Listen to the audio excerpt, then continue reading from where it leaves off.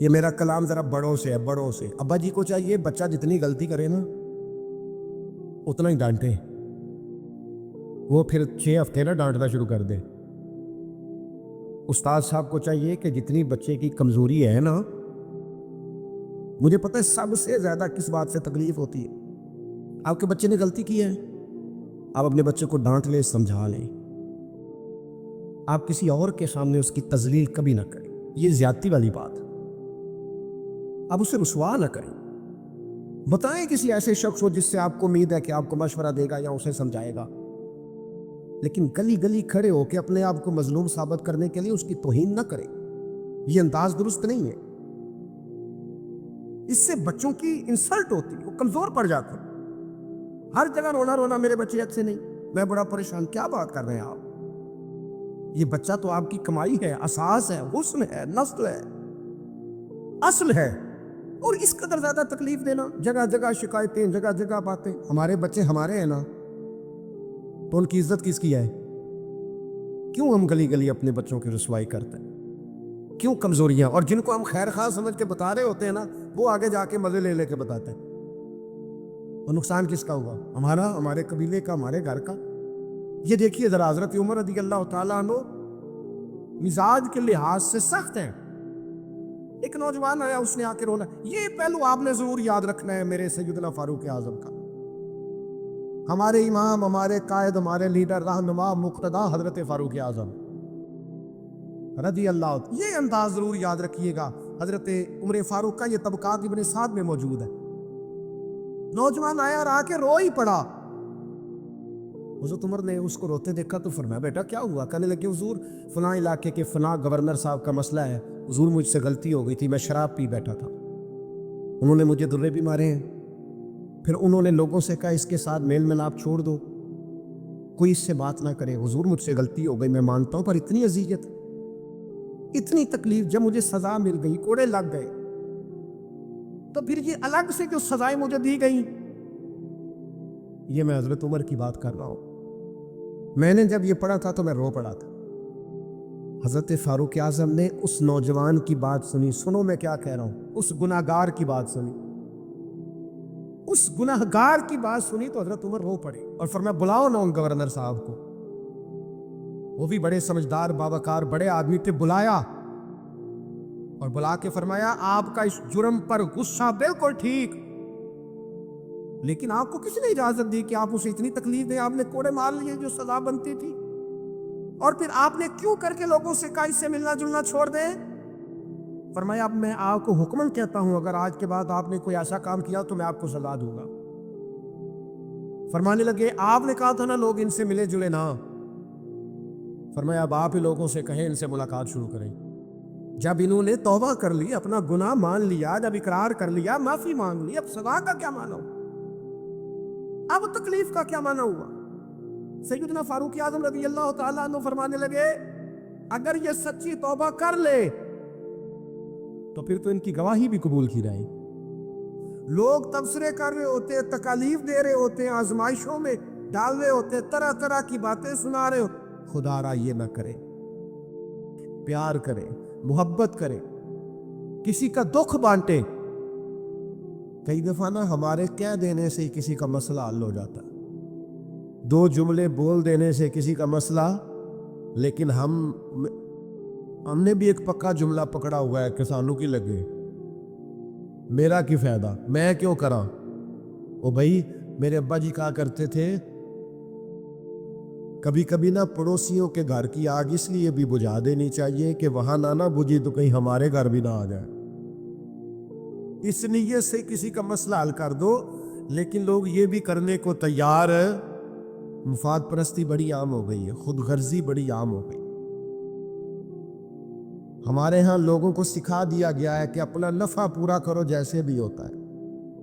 اچھی طرح سمجھ لینا، کسی کے بچوں کا حق چھین کے اپنے گھر میں لاؤ گے تو کبھی روشنی نہیں ہوگی، کسی کا گھر لوٹ کے اپنے گھر لاؤ گے تو پیسے تو آ جائیں گے، ہو سکتا ہے مہنگی مہنگی چیزیں بھی آ جائیں، پر سکون نہیں آئے گا، اطمینان نہیں آئے گا۔ یہ کیسے ہو سکتا ہے کوئی تیری وجہ سے روئے اور تو ہنسے؟ یہ ممکن نہیں ہوتا۔ वमा असाबकुम मिन मुसीबतिन फबिमा कसबत अयदीकुम, अल्लाह फरमाता है तुम्हें जो मुसीबतें पहुंचती हैं तुम्हारे हाथों की कसम की वजह से पहुंचती है। वह याफू अन कसीर, बहुत सारी बातें तो अल्लाह माफ कर देता है।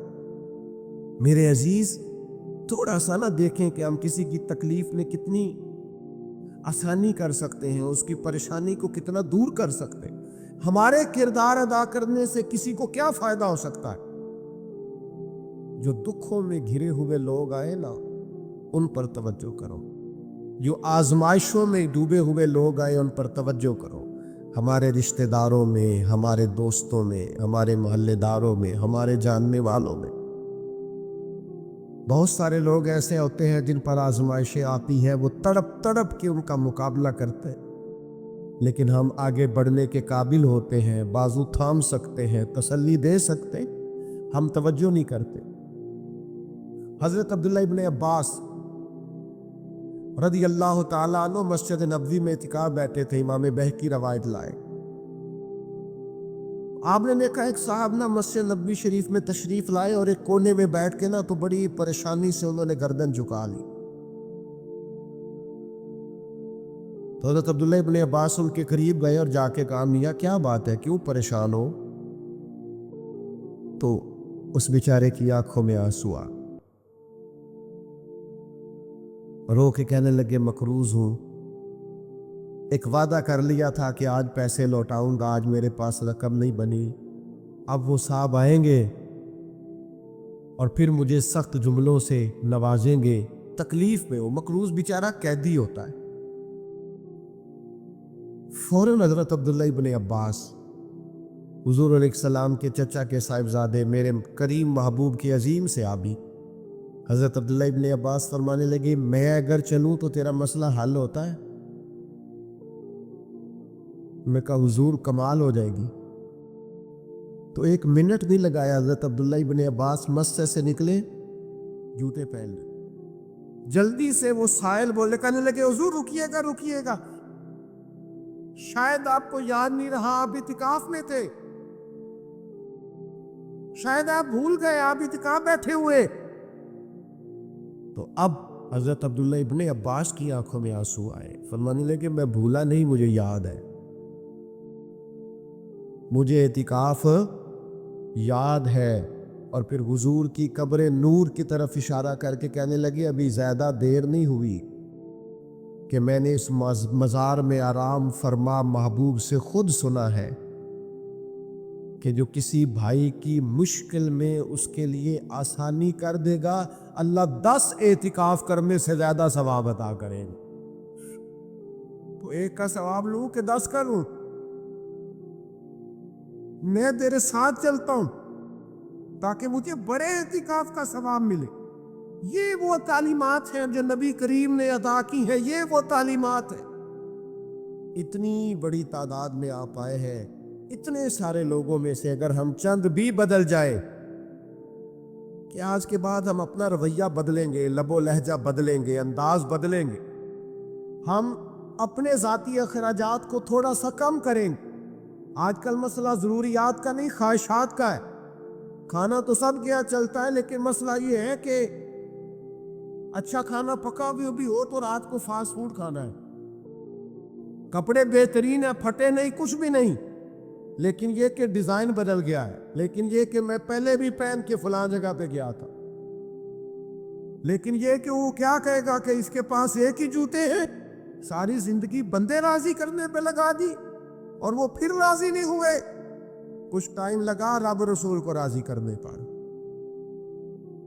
कुछ देर के लिए अल्लाह की रिजा वाले काम भी कर, तू थक गया है बंदों को मुतमईन करते करते, कुछ नहीं बना।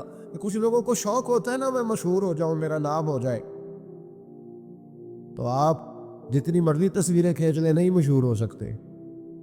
ये तभी होगा जब करीम चाहेगा। इन्नल्लज़ीना आमनू व अमिलुस्सालिहाति सयजअलु लहुमुर रहमान वुद्दा। रब कहता है जो ईमान लाने के बाद नेक अमल करेंगे, मैं लोगों के दिलों में मोहब्बत पैदा कर दूंगा। ये कोई वजह होती है, ये कोई हिकमत होती, ये कुछ सबब होता है। اللہ تعالیٰ ہمیں معاف کرے اور ہمارے حال پہ رحم کرے، ہم اس کے بڑے عاجز بندے ہیں، لیکن لوگوں سے نہ عزتیں چاہے، ایسے کام نہ کرے۔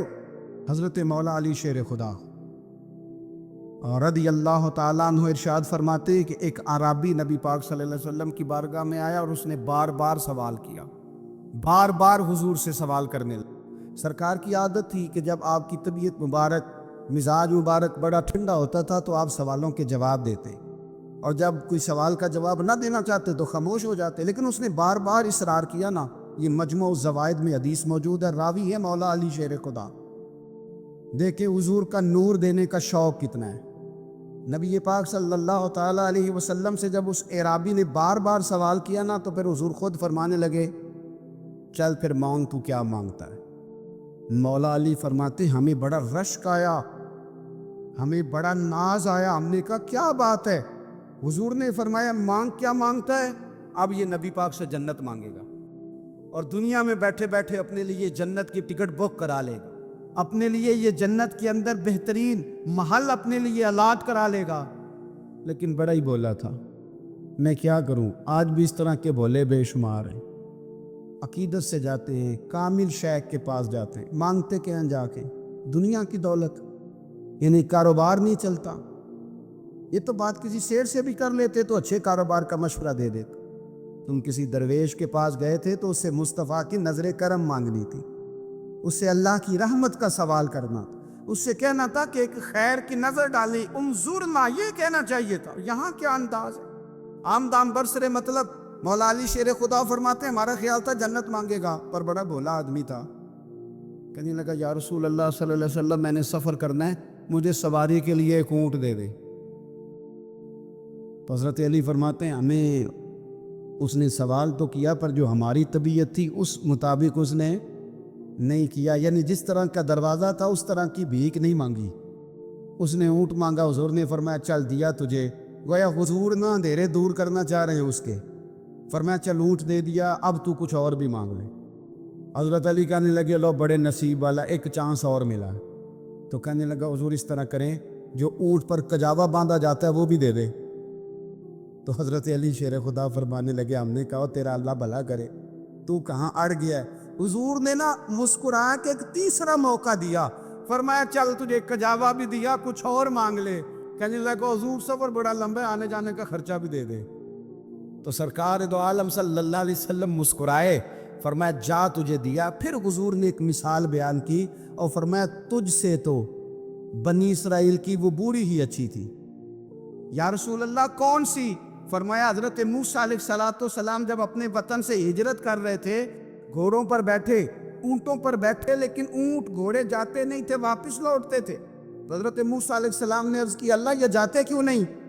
تو رب کریم نے فرمایا اس لیے نہیں جاتے کہ جہاں سے آپ ہجرت کر رہے ہیں نا، وہاں ایک جگہ پہ حضرت یوسف علیہ السلام کا تابوت دفن ہے، جناب یوسف علیہ السلام کی قبر مبارک ہے، آپ وہ تابوت بھی نکال کے ساتھ لے جائیں۔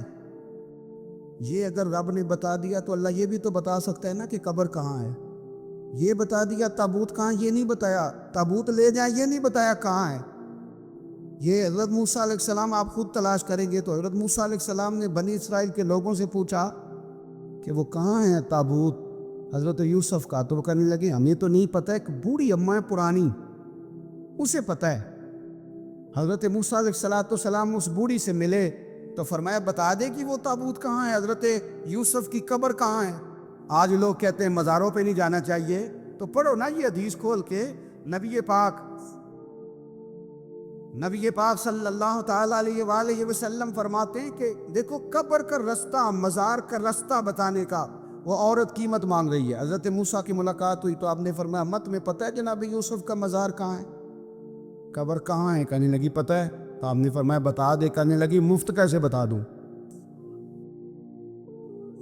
ابھی تو لوگوں کو مزاروں پہ جانے کی دلیل نہیں مل رہی، اور یہاں وہ بوڑھی کہتی اور بیان کر رہے ہیں میرے نبی پاک صلی اللہ علیہ وسلم، اور بوڑھی کہنے لگی مفت نہیں بتاؤں گی۔ تو حضرت موسیٰ فرمانے لگے قیمت لے لے۔ کہنے لگی بالکل آپ قیمت دیں گے تو بتاؤں گی۔ اور میں قیمت کیا ہے؟ کہنے لگی قیمت یہ ہے کہ جنت میں مجھے بھی اس محلے میں مکان چاہیے جس میں حضرت موسیٰ علیہ السلام کا مکان ہو، اس محلے میں مجھے بھی مکان چاہیے، اسی درجے میں آپ کے ساتھ۔ تو حضرت موسیٰ فرمانے لگے اماں چل تو جنت کا مکان مانگ، تو نے تو بہت بڑی سوسائٹی میں پلاٹ مانگ لیا ہے، وہ تو بڑا اونچا معاملہ ہے، وہاں تو انبیاء اور رسل ہوں گے، تو دور پہنچ گئی ہے، جنت مل جائے گی پر موسیٰ کا ساتھ۔ تو کہنے لگے جاؤ پھر میں میری ایڈریس بتاتی، پتہ تو میرے پاس ہی ہے نا، اور کسی کو ہے پتہ؟ تو حضور فرمانے لگے تجھ سے تو وہ بوڑھی اچھی تھی۔ جب وہ بی بی اڑ گئی کہنے لگی نہیں بتاتی، تو حضرت موسیٰ علیہ السلام عرض کرنے لگے مالک اب کیا کرنا ہے؟ تو رب کریم نے فرمایا موسیٰ آپ جنت میں اپنے پڑوس والے مکان کا وعدہ آپ کر لے اور بوڑھی کو وہ مکان عطا میں کر دوں گا۔ آپ وہ مکان کا وعدہ کر لے دے دیں گے۔ حضرت موسیٰ نے وعدہ کیا، پھر بی بی نے پتہ بتایا حضرت یوسف کے مزار کا، اور پھر وہاں سے حضرت یوسف کا تابوت نکال کے لے گئے۔ حضور فرمانے لگے اور بولے تو نے کیا مانگا؟ اونٹ، کجاوا، خرچہ؟ او کاش میں نے تجھے کہا تھا، تو نے کچھ مانگا ہوتا۔ میرے رسول پاک اپنی امت کی توجہ دلاتے ہیں، حضور فرماتے ہیں تمہارے نبی کے پاس بڑا کچھ ہے، آؤ آؤ مانگ لو، اب تنگی یہ داماں پہ نہ جا، اور بھی کچھ مانگ ہے آج وہ مائل بات آ، اور بھی کچھ مانگ، نہ بیس میں الجھ آ، طلب کر مانگ۔ مانگا پھر بریلی کے امام نے، کہنے لگے ماہ مدینہ اپنی تجلی عطا کریں، یہ ڈھلتی چاندنی تو پہر دو پہر کی ہے، مہربانی کریں یا رسول اللہ ایک تجلی، ایک مہربانی کر دے۔ رسول پاک صلی اللہ علیہ وسلم ایک نا اور بہت بڑا اندھیرا ہے، وہ ہے غربت کی مایوسی کا اندھیرا۔ میرا دل کرتا ہے کہ میں اپیل کروں حکومت وقت سے کہ بڑا کچھ مناتے ہو، میرے نبی کا میلاد عالمی طور پر مناؤ، اور انہیں بتاؤ کہ رسول پاک صلی اللہ علیہ وسلم نے یہ نہیں فرمایا کہ ہم ہر غریب کو امیر کریں گے، بلکہ میرے نبی نے یہ کہا ہے کہ ہم غریب کو عزت اتنی دے دیں گے، غریب کو عزت اتنی دے دیں گے کہ امیروں کا بھی غریب ہونے کو دل کرے گا۔ یہ اندھیرا حضور نے دور فرمایا ہے، یہ اندھیرا دور کیا ہے۔ تو یہ جو غربت ہے نا، اس کا بھی ایک اندھیرا ہے، اور یہ غریب مایوس پیچھے ایک ہوتے ہیں بے تکلف دوست۔ بے تکلف دوستوں کے ساتھ بندہ نا کبھی کبھی شغل بھی کرتا ہے، اور بعض بوڑھوں کے ساتھ بھی بندہ کبھی کبھی شغل کرتا ہے، پیار کرتا ہے ان سے۔ یہ پتہ کیا ہوتا ہے، آپ جب کسی آدمی سے خوش طبی کرتے ہیں تو آپ اس کو عزت دیتے ہیں، اور اگر بڑا آدمی کسی سے خوش طبی کرے، یعنی ایک یہ ہے کہ بزرگوں کے ساتھ خوش طبی ہماری، اور ایک بہت معزز آدمی یعنی بہت بڑے عہدے پہ فائز، اور وہ کبھی آیا دورے پہ اپنے ملک میں، وزیر اعظم، chief of army staff, chief justice, وہ بہت بڑا، اور اس کا ایک چھابڑی فروش دوست کھڑا ہے گلی میں، کپڑے اس کے مٹی سے بھرے ہوئے ہیں۔ اب وہ آیا گلی سے گزرا، اور اس نے اپنے اس دوست کو جس نے امرود کی سیب کی ریڑھی لگائی ہے، اس نے جا کے اس کو جناب زور سے بغل گیر ہوا، جپا ڈالا۔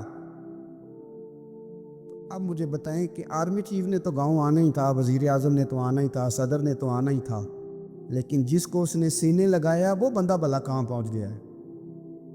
اکٹھے کھیلتے رہے۔ اب میں جو حدیث مسند امام احمد بن حنبل سے پڑھنے لگا ہوں، اس حدیث کو اب آپ سنیں، اب آپ دیکھیں کہ ذائقہ کتنا تگڑا آتا ہے۔ مسند امام احمد بن حنبل میں حضرت انس بن مالک کہتے ہیں ایک ظاہر نام کے صحابی تھے، غریب آدمی تھا، تھوڑی سی ترکاریاں، تھوڑے سے پھل، تھوڑی سی سبزی گاؤں سے سر پہ رکھ کے لاتا، چھابڑی فروش کہتے ہیں آپ، ریڑھی والا، وہ غریب آدمی گاؤں سے سبزیاں لاتا اور لا کے نہ مدینے والے محبوب کو تازی سوغاتیں گاؤں کی دیتا، اور حضور اسے شہر کی چیزیں دیتے، اور حضور پتہ کیا فرماتے، یعنی کہ غریب آدمی کو عزت دینے کا رنگ ہے۔ نبی پاک فرماتے یہ میرا دیہاتی ہے، میں اس کا شہری ہوں۔ حضور صحابہ کے بیچ بیٹھ کے کہتے یہ سجن ہے میرا، یہ میرا پینڈو ہے، میں اس کا شہری ہوں۔ حضور اس سے باتیں کرتے، صحابہ کہتے ہیں وہ بھی اس طرح کے سوال جواب کرتا کہ حضور ہنس پڑتے۔ ہم نہ کبھی حضور پریشان ہوتے تو انتظار کرتے کہ آج وہ دیہاتی آ جائے نا، ظاہر نام تھا اس کا۔ اب یہ مسند امام احمد بن حنبل میں موجود ہے کہ وہ نہ چونکہ گاؤں سے اپنی چیزیں بیچتا تھا، لا کے سر پہ رکھ کے لاتا تھا، چھابڑی والا تھا، ریڑھی والا تھا۔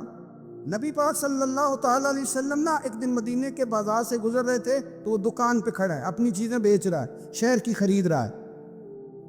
یہ کام آج پیر صاحب نہیں کرتے، مولوی صاحب نہیں کرتے، یہ کام SHO भी कोई हो जाए तो वो भी नहीं करता, इसलिए कि फूल लगे हुए हैं। सुनो मेरे यारो, ये रंग है गरीबी के अंधेरों से निकालने वाला, ये रंग है फकीर को गुलाम को इज्जत देने वाला। वो अपने ध्यान खरीदारी कर रहा है। सहाबा कहते हैं नबी पाक ने उसे देख लिया बाजार में से तो हुजूर ना हल्के हल्के कदम उठाने लगे। यार भी यार के लिए उठाता, छुपता छुपाता पहुंचता है। ओ यार, मैं नहीं बात कर रहा चीफ ऑफ आर्मी स्टाफ की, मैं नहीं बात कर रहा वजीर आजम और सदर की, मैं मुल्क के सदर की बात नहीं कर रहा हूं, मैं रसूलों के इमाम की बात कर रहा हूं, मैं रब के नाइबे मुतलक की बात कर रहा हूं। वो फरिश्ते जिनका जलवा देखने के लिए तरसें और अल्लाह की बारगाह में अर्ज करें कि तेरा महबूब आ रहा है मिराज पे, तो 2 मिनट मिलेंगे ज़ियारत के लिए। नबी सफ़े बांध के मस्जिद अक्सा में इंतजार करें। ओ गरीबों, तुम्हें जो रोशनी मदीने वाले रसूल ने दी, तुम्हें कोई लीडर नहीं दे सकता। चुपके हुजूर गए। वो तरकारियां बेच रहा है, छाबड़ी वाला है, रेड़ी वाला, रेली वाला, वो मेरे भाई कमाल कर देते हैं, वहां पहुंचा देते। अपना मामला रब करीम के साथ, हमारी सोचें किस तरह की हैं, हमारे अंदर माहौल किस तरह का है। वो चूंकि दिलों के हाल जानता है, और नबी पाक सल्लल्लाहु अलैहि वसल्लम ने फरमाया ना तुम्हारी जेबें देखता है ना तुम्हारे चेहरे देखता है, वो तो जब देखता है तुम्हारा दिल देखता है। इसकी कैफियत क्या है? हज़रत अनस बिन मालिक रदी अल्लाह तआला अन्हु फरमाते हैं, इस हदीस को याद रखिएगा, हाफिज़ मुंज़री ने तरगीब व तरहीब में लिखी है। फरमाते हैं कि हज़रत अनस बिन मालिक रदी अल्लाह तआला अन्हु फरमाने लगे कि एक हुजूर के एक ग़ुलाम, एक सहाबी बीमार थे, तो हुजूर ने फरमाया अनस चलो तीमारदारी करते हैं।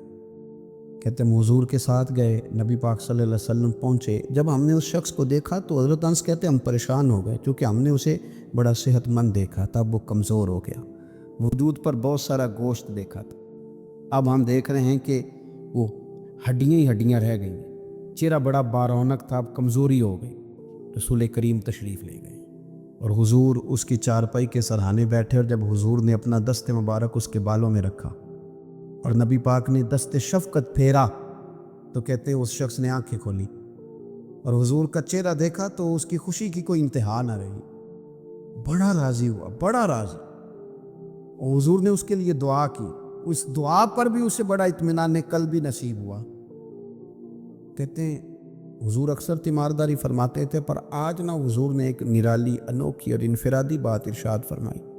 हुजूर ने फरमाया तू बड़ा सेहतमंद था, कमज़ोर हो गया, बड़ा ताकतवर था, तू ज़ईफ़ हो गया, एक सवाल का जवाब तो दे। या रसूलल्लाह फरमाइए। तो हुजूर फरमाने लगे इस हालत में जब तू शदीद बीमार और तकलीफ़ में, ये बता कि इस वक्त तेरा अपने रब के बारे में गुमान क्या है।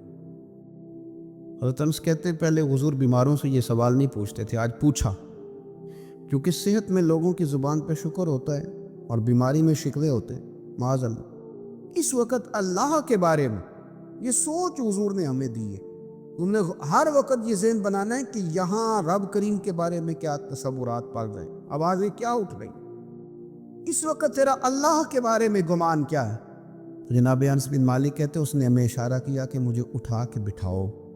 हमने बिठाया तो कहते फिर उसने अपनी आंखें खोली और हुजूर के चेहरे नूर पर नज़र करके नज़र झुका ली। अर्ज़ करता या रसूल अल्लाह, मैं कमज़ोर हूँ, बीमार हूँ, तकलीफ़ में हूँ, उठ नहीं सकता, खा नहीं सकता, पर हुजूर अभी भी मेरे दिल से आवाज़ यही निकलती है कि मेरा रब बड़ा ही करीम है, मेरा अल्लाह बड़ा ही मेहरबान है, वो बड़ा ही माफ़ करने वाला है, वो अपने बंदों से प्यार ही बड़ा करता है। आप मेरी बात को समझें, कैफियत क्या है और अल्फाज क्या है। हुजूर वो मुझसे बड़ी मोहब्बत करता है, बड़े प्यार वाला है। ये लफ्ज़ कहते कहते आवाज़ भरा गई, आंसू निकल आए। फिर उसने तकलीफ़ ज़्यादा महसूस की तो वह लेट गया और फिर उसने हुजूर के चेहरे नूर पे नज़र डाली, कलमा पड़ा, रूह ही परवाज़ कर गई।